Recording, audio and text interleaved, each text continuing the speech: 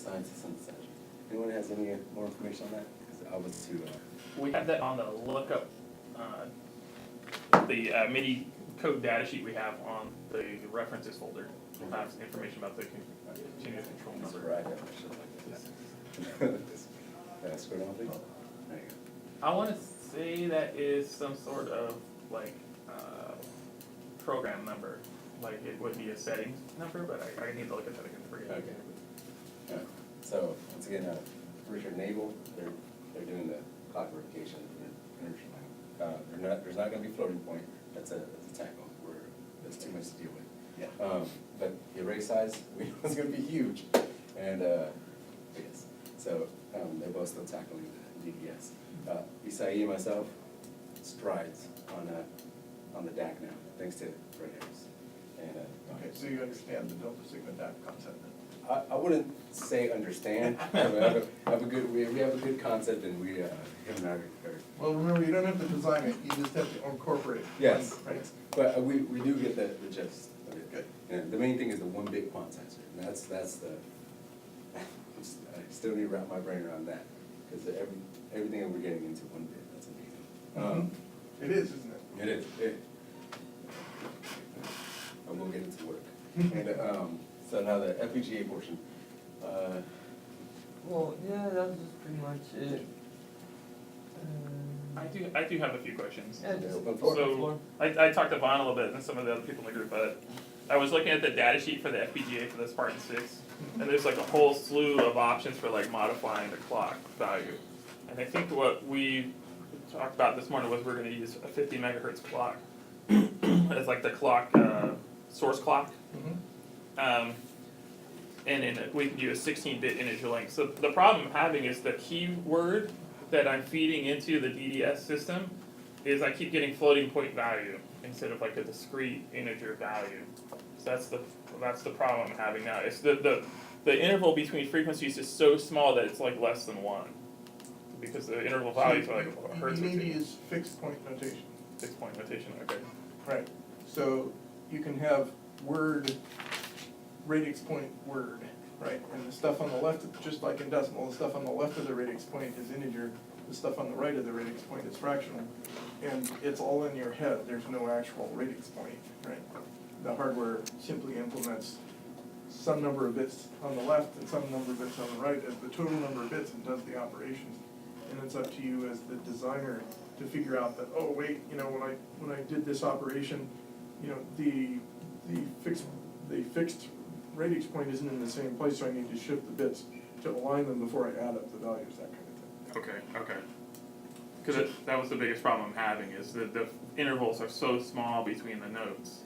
It's like a hertz and a half or something like that, that it's like less than 1. Like a full octave is like between 1 and 2 as a keyword entry and stuff. So when, I don't know, I can't remember whether I had this discussion with you guys or the other ones, but that's why the phase accumulator has a lot more bits in it Yeah. than the actual phase lookup value, right? Okay. Because that's how you're carrying those additional finer resolution bits so that you can have that accuracy of frequency. Okay. And you're just taking out of that long phase accumulator word, you're only taking, you know, the most significant so many bits, and that's what then points into the table.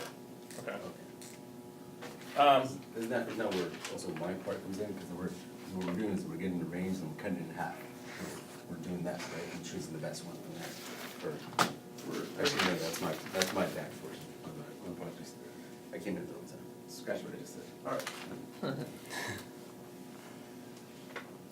So basically I'm going with a 16-bit integer for the width of my lookup table, and then the number of levels is gonna be like around 65,536, and that's to actually sample the highest frequency value, which is 4186. So double that would be like 8,000.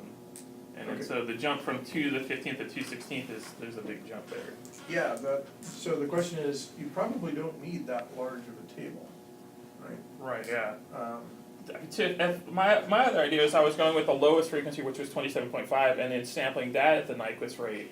And that, because that's going to be the finest resolution we have, is the lowest value, because we're incrementing basically every level at the Well- lowest frequency, and then the well, highest frequency we. You don't need to increment every, Okay. right, you can increment less than one step in the table. Okay, And that's the whole idea of the bits below, the additional bits that you don't use in the lookup table. okay, Because what'll happen is, if you think about it, when you essentially truncate those bits, the phase will be truncated to that value, and it keeps the table smaller by only taking the MSBs, right? okay, okay, And then, because the amount of block RAM available in a Spartan 6 is in the tens of kbytes, but that should be enough. yeah, Because you don't necessarily need, especially, well, it also depends on how you implement it. You could put external memory on the FPGA too, there's enough pins to be able to do that. So if you wanted to stick like a big SRAM or something on there, you could certainly do that. okay, But you could also just live with the block RAM that's in there and recognize though that if you wanna output a frequency that's low relative to the table increment size, what'll happen is, let's suppose you output half the frequency. Well, what'll happen is, it'll keep incrementing the bits, but it'll only go from step 23, it'll repeat step 23, and then it'll go to step 24, and then it'll repeat step 24, right? So it'll look in the phase of the table. right, As long as even though it may output the same value a couple of times or a few times, it's okay because the total frequency will still be accurate, because that phase increment is accurate to say 24 bits. right, okay. And I know Abel had sent me a PDF that I was looking at, and that was my confusion about that, is the value was outputting was like almost the same value over and over and over and over, and then it would jump to the next value. Which if it's a real low frequency relative to the table. It'll do that.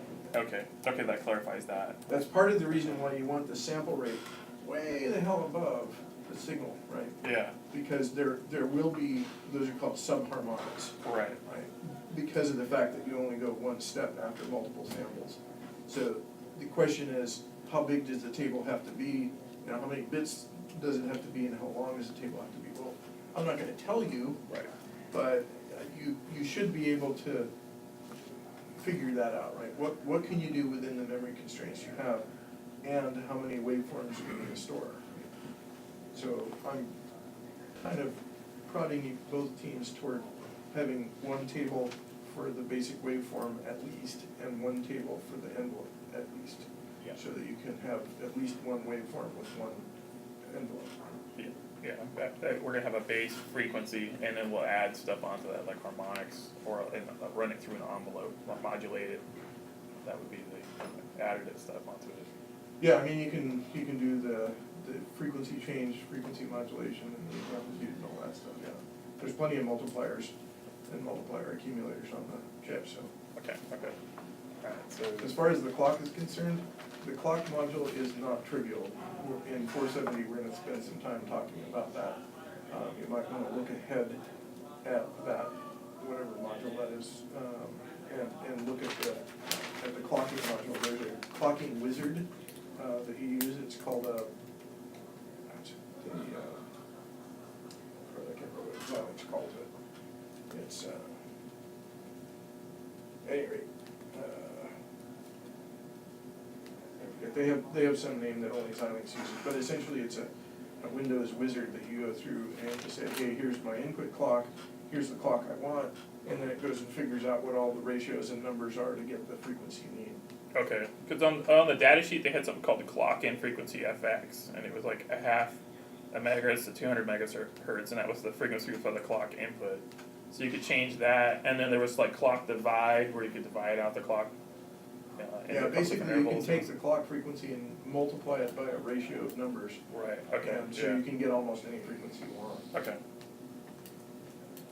I mean, one of the questions is gonna be, when you implement this, depending on how you pipeline it, how fast can you clock it?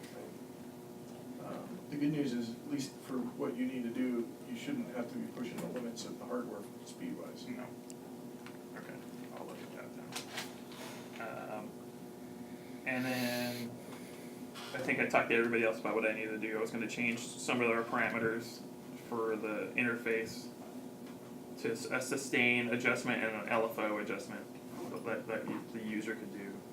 So we'll have basically those two, we'll have the basic waveform, and then enveloping that, and then adding harmonics to make it sound like a natural piano, but then we're gonna add 2 adjustments for the user, which would be a sustain adjustment and then a low frequency oscillation that you can use. So we're gonna have that. I think that's everything I had. I already kind of talked to everybody else in the group about that, but I just wanted to see what your opinion was at with the clock and the M value. Yeah, I mean, there's a lot of flexibility that actually makes it harder because there's so many choices to make. Yeah. So, But okay. yeah, when you get to the point where you run into a problem or something, come see me.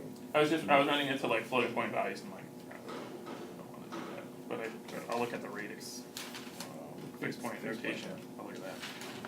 Also, over the weekend I was trying to do like some the keyboard USB to the FPGA that you have from me. Close the door there. Yes, Richard. And I can't get it to work because I had some experience with the Spartan 7 board.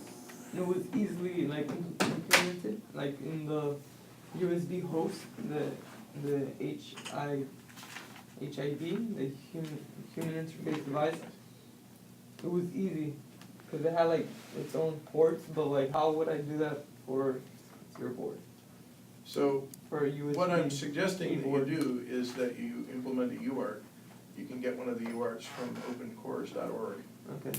Pick one, and then we can use the same little red USB interface board that we used for 375. Remember the 375 had that little USB to serial port? We've got some extras. You probably could just get one from Mark Bruno, just tell him what you need. He's Okay. probably got one sitting around he can give you. And if you need something else, let me know, but yeah,